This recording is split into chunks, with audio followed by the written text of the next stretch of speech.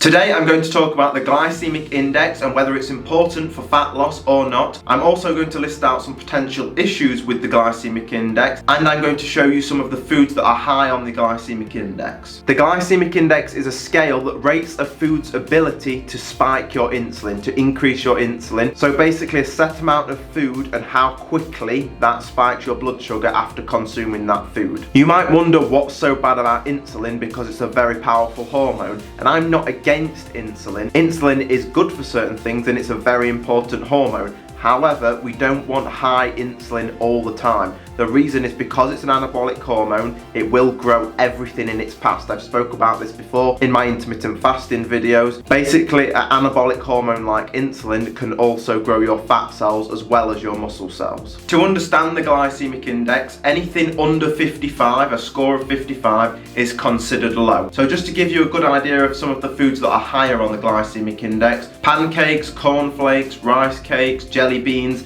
those types of foods, sugary, refined carbohydrates, they're the type of foods that tend to spike your insulin. All of those foods score anywhere between sort of 110 and 132. So they're very high on the glycemic index. And that just gives you an idea of what type of foods will be high on the glycemic index. Let's talk about some of the issues with the glycemic index, but don't worry because after this, at the end of the video, I will provide a solution. One of my biggest issues with the glycemic index is it's only a set amount of food. So for example, foods such as certain pizzas and certain chocolate cakes, this is just an example, can actually score as low or average on the glycemic index because it's only a small amount of that food, which is not realistic. Nobody eats 1 or 2 slices of pizza. You have a whole pizza. Nobody eats 50 grams of a chocolate cake. And that also leads me into my second issue, is people often don't just eat one of these types of foods. You might have pizza and then chocolate cake for dessert, or you might have pizza and then you might eat rice cakes throughout the day. It's not like we just eat one of these types of foods. Another issue with the glycemic index is that it disregards the glycemic load. The glycemic load measures the glycemic index plus carbohydrates, so that's more accurate.